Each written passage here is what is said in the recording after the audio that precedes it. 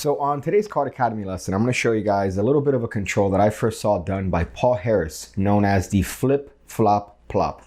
Now this is a very unique control and something that's only going to depend if you're the type of performer that would actually do a control like this. But I think it's very efficient in what it does, and it allows you to get a card from the middle of the deck to the top fairly quickly with a little bit of a flourish. So let's get right into that right now. Now the control looks a little bit like this. You have a card picked. In this case, let's say they select the four of hearts. Now, when you return the card, here's where the control takes place. So you just drop a couple packets on top of that card, and guess what? Their card is actually on top of the deck. Now, if you notice, this shares a lot with a very common false cut, which looks like that. Now, typically you have some people do the false cut like this. For this one, we're gonna have to do the false cut like that, almost doing a little bit of a Monty switch. So we're gonna get into the mechanics in a little bit of detail later on, but you notice the actual similarities between that false cut and this control.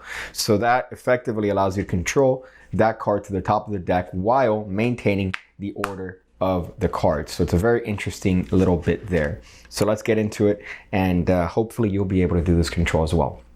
So first things first, you're going to have a card picked. Now this is a little bit different because you're going to get a card picked and returned to a deck where you have just swing cut the cards. So this isn't one of these controls that you could do from a spread.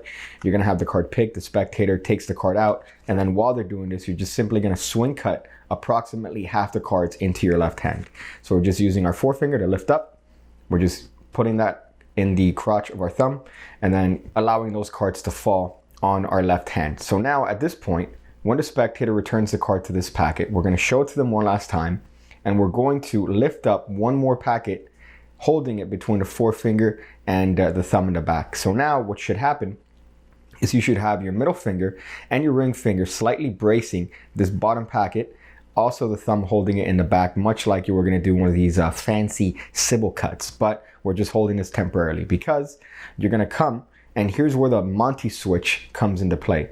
You are going to grab this bottom packet with your ring fingers. So the ring finger is grabbing the bottom packet. Now at the same time, this packet up here, so this metal packet is gonna get let go by the middle finger and dropped in the hand. Now the impression should be that this is the original bottom packet. So what you're doing here is just in a gesture, switching both those packets. However, you're doing it in the context of cutting packets on top of the card.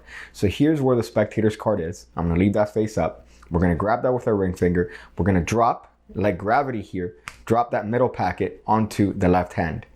At the same time, we're gonna get our forefinger here and drop this top packet on top of the packet that's now in the left hand. And finally, we're gonna drop this remaining packet. And as you can see, that brings the card directly to the top.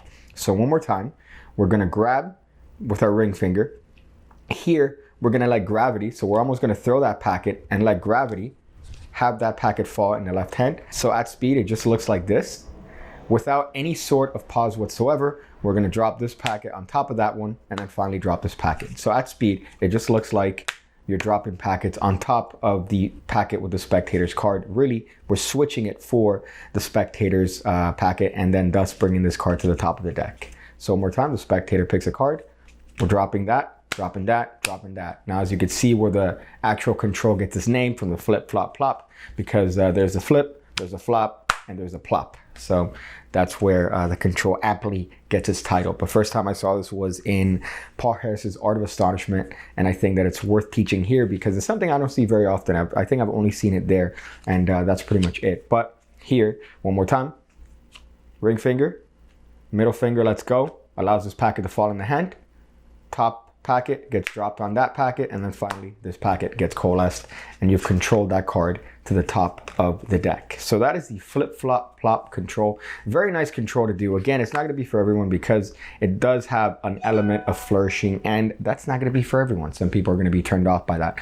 But I think, again, it's a very obscure control that I really haven't seen a lot of people do, and you might have some fun doing it. So that is the flip, flop, plop control. I hope you enjoyed it. Thank you so much for being a member of the Pigcake Card Academy, and I hope to see you on the next lesson.